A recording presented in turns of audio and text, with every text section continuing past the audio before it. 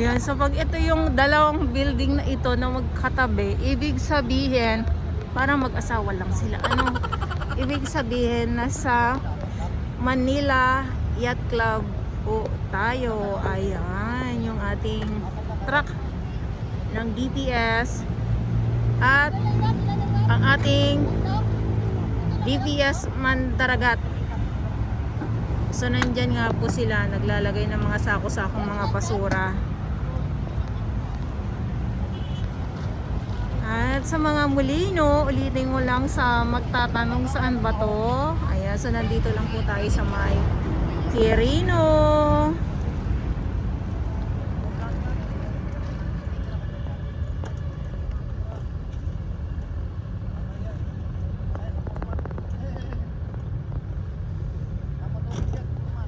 Grabe, sobrang low tide.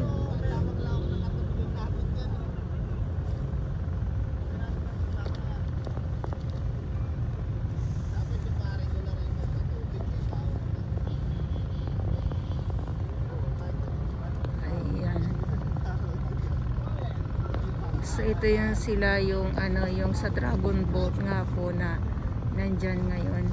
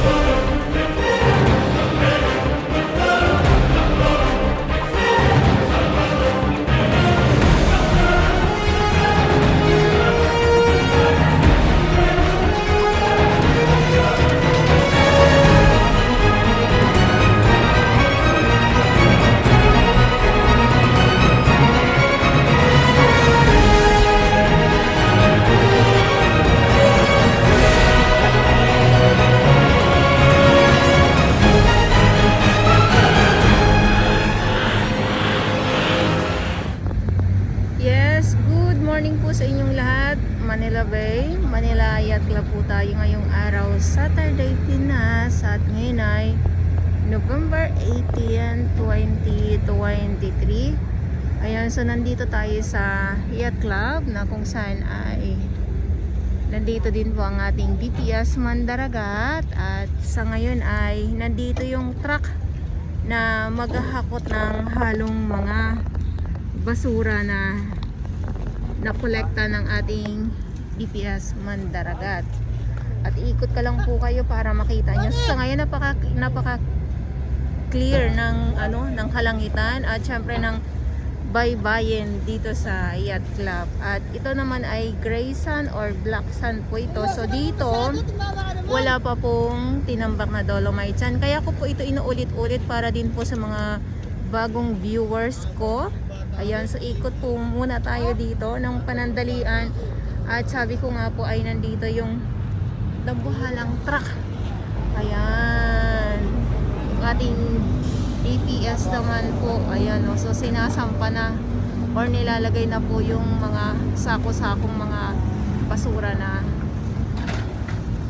nandito sa baba.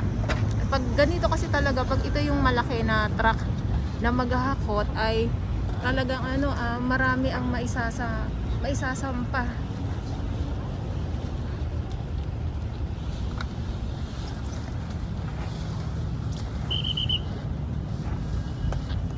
At syempre, so nandito pa din po ang ating Manila Bay Warriors. Pag doon naman tayo sa Dolomite Sun, nandoon ang ating Stero Rangers ng DENR, MMDA at yung ating mga volunteers. Maraming salamat sa inyong lahat. At ang ating mga security guard nandito pa din.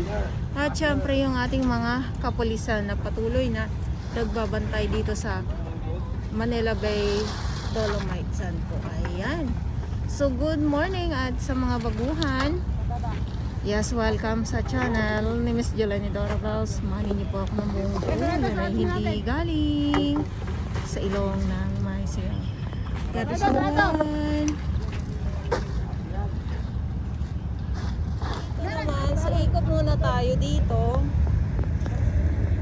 Pakita ko lang po sa inyo.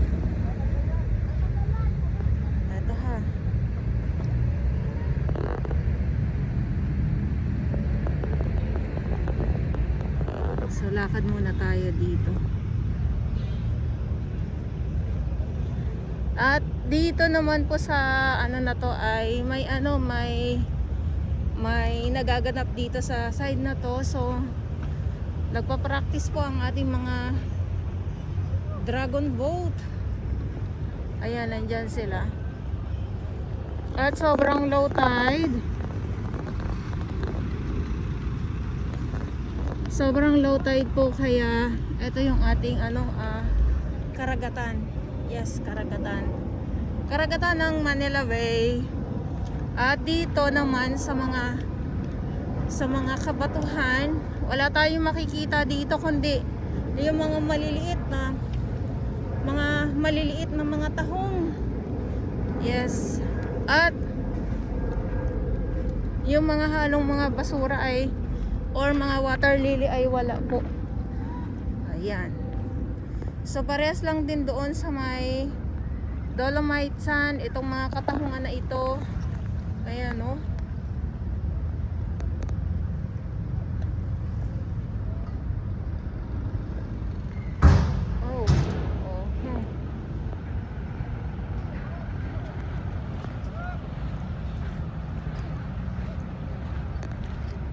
Ayun na, so nagsimula na umarangkada yung ating mga nagpa-practice dito sa may yacht club.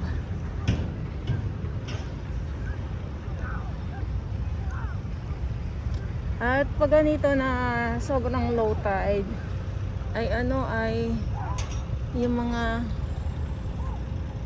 mga isda, wala tayong makita sa ngayon.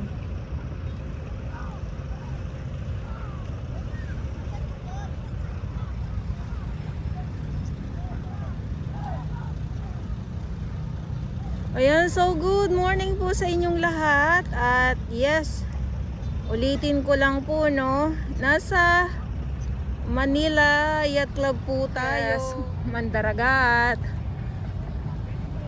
Ayan, so nandyan sila.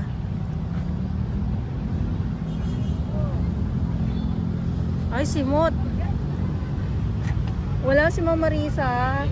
Ah.